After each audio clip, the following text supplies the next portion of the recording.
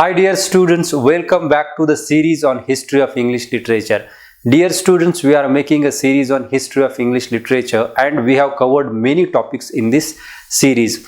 Dear students, in some previous videos we talked about 18th century literature.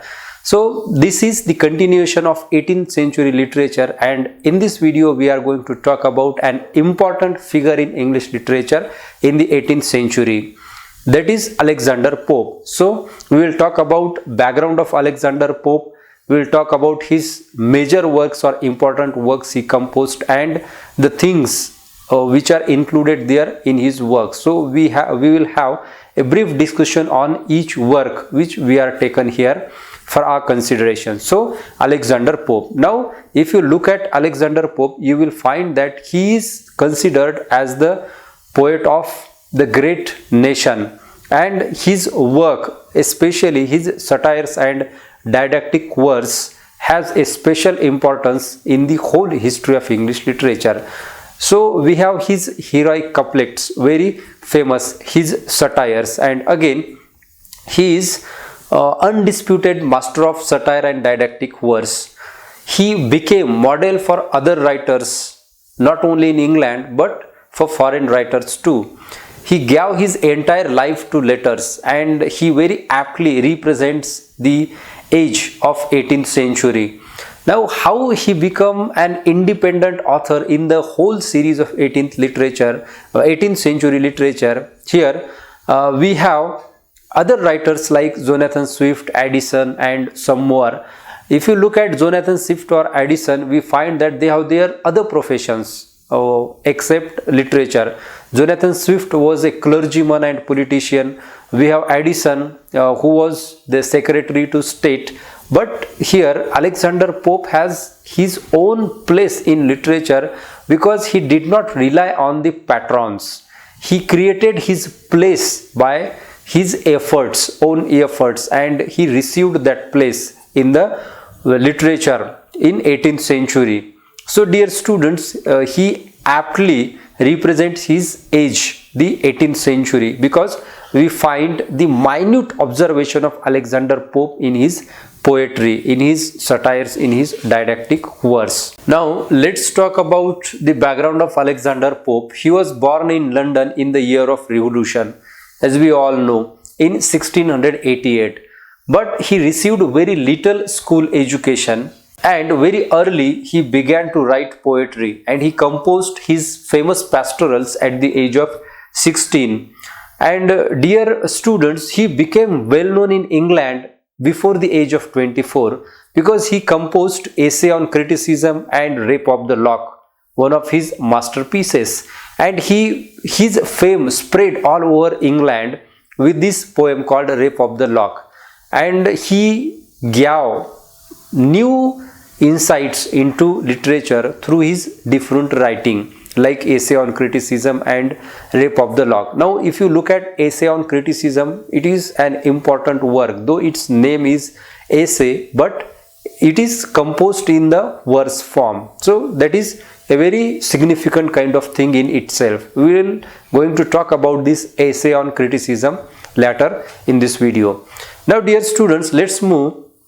Then we find a critical opinion of Voltaire regarding Alexander Pope, the best poet of England and at present of all the world. So this is very aptly stated by Voltaire about Alexander Pope. So at that time he was the greatest poet in the world. Why? Because his works supports this judgment or supports to this opinion of Voltaire. Dear students, he spent his whole life at Twickenham with Martha Blount. Martha Blount can be considered his better half because she remained faithful to him in her entire life. Dear students, he died in 1744 and buried at Twickenham. Now, why he buried at Twickenham, a poet of national importance? There is a reason. He belonged to Catholic sect or Catholic religion, and there were some prejudices against this Catholic religion of Alexander Pope, because his father and mother also was from the same religion, that is Catholic.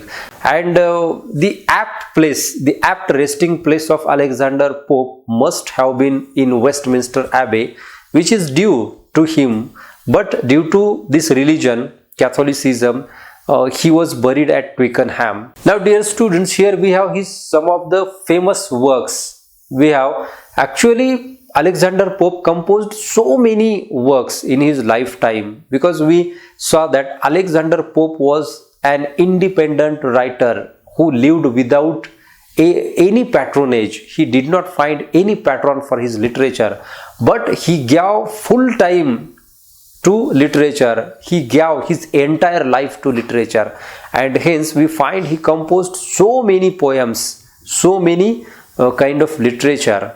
But here I have listed only a few which is important, which is significant to study. We have here first Pastorals, published in 1709, Windsor Forest 1713, Messiah 1712, Essay on Criticism 1712, Rape of the Lock 1714, Dunciad 1728, Essay on Man 1733, Epistle to Dr. Arbuthnot 1735. All these works are important, composed by Alexander Pope. Now let's talk about each work, what is there in these works. First we have Essay on Criticism 1712. Now this essay on criticism discusses the art of poetry, and it is considered as the storehouse of maxims, storehouse of quotations, storehouse of many great sentences, great statements composed by Alexander Pope. Here we have some examples like, for fools rush in where angels fear to tread. Then we have, to err is human, to forgive divine. A little learning is a dangerous thing. Now if you look at all these lines, you find that how simply he used the vocabulary and he used the diction here. But these simple lines give you a philosophical meaning, a philosophy. Actually these sentences has their own philosophy.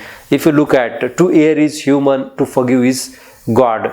Look at this line again. You have, a little learning is a dangerous thing. Now if you do not know a thing complete, then it becomes a dangerous thing, according to Alexander Pope. And these lines are quoted by many people every day till today, if you consider. And we find this kind of quotations used in so many speeches of people, or even in everyday use or in everyday usage. We have this kind of phrases and this kind of lines. Let's move to the next phrases or next lines composed by Alexander Pope, which have become everyday use. Second, we have his masterpiece, Rape of the Lock. Actually, Rape of the Lock has 5 cantos. First 2 cantos were published in 1712. Again he attached more 3 cantos to Rape of the Lock, and the enlarged edition published in 1714.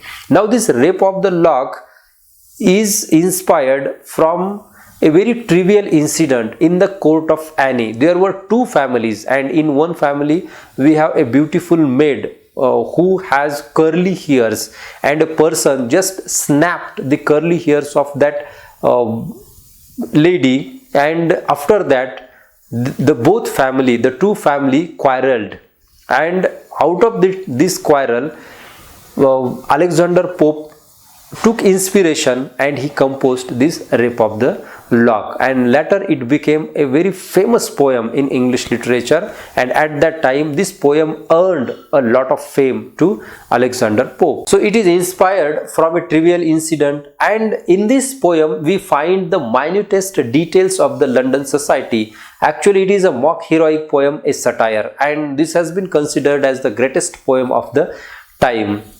Then we have translations of Homer's Iliad and Odyssey. Now these both translations are important. Basically we find that Iliad is translated complete Iliad we have translated by Alexander Pope, and half of the Odyssey, and these both works became financially most successful books of Alexander Pope.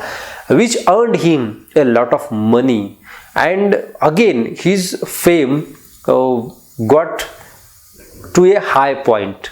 And we have here criticism of Alexander Pope. Actually it is a balanced opinion about Alexander Pope given by Bentley. Here I quote, "It is a pretty poem, Mr. Pope, but you must not call it Homer." It's a balanced kind of judgment. Though this is a very good poem translated by Alexander Pope, but it should not be considered Homer itself, because Homer's Iliad and Odyssey are different than this translation. But still this translation became very famous in English literature. Next we have Essay on Man, 1733. This is best known and most quoted of all works of Pope. It talks about man's relation to universe, his or her relation to himself or herself, relation to society and happiness. Now Essay on Man is one of the most quoted works of Alexander Pope. Here we have a few lines so that we can understand what is there in these lines, why these lines are most quoted lines of all works of Alexander Pope. Here I quote, "All nature is but art unknown to thee, all chance direction which thou canst not see, all discord harmony not understood, all partial evil universal good." I unquote. Now if you look at these lines are very simple, but in these lines we find a particular kind of morality, a particular kind of philosophy, the philosophy of life, the philosophy which is needed for human life. Again we have his some quotations. Here you can see, "Hope springs eternal in the human breast, man never is but always to be blessed. Know then, presume not God to scan, the proper study of mankind is man. The same ambition can destroy or save, and makes a patriot as it makes a knave. Honor and shame from no condition rise. Act well your part, there all the honor lies." Now how these lines give you the philosophy of life. The proper study of man is mankind, nothing other, nothing God or nothing else. Or you have his dictum on pride. If you well behave in your life, if you take good actions, then these good actions lead you to your honor. Honor lies in not elsewhere, it is in you, in your behavior. Very simple kind of things, very simple kind of maxims we find in Essay on Man, one of the most quoted poems, most quoted lines in everyday use in England, and still today we find many people use it in their speeches. We have Dunciad, 1728. Actually Dunciad was a controversial treatise on Shakespeare, but later it became a critique of Alexander Pope's critics. He took revenge on his critics, because we find it is a coarse and revengeful satire upon Alexander Pope's critics. Next we have Epistle to Dr. Arbuthnot, 1735. Actually this is nothing but his estimate of his life, and if you study this epistle to Dr. Arbuthnot, you find that it is a strange mixture of vanity and greatness of Alexander Pope. So he talks about himself in this epistle. So all epistles actually are important, but here this epistle to Arbuthnot is very important to study Alexander Pope as a person, his life, and what happened in his life, how he responded to his critics, as we have in Dunciad. So Dunciad is nothing but it is Iliad of Dunces, as its title. So dear students, this is all about Alexander Pope. If you find any difficulty, you can comment me below, and please watch our series on history of English literature. Subscribe to our channel Literature Simply, and please share this channel among your friends, those who are preparing for different types of exams. We have here very useful videos for all. So thank you very much for watching the complete video. Let's meet in the next video.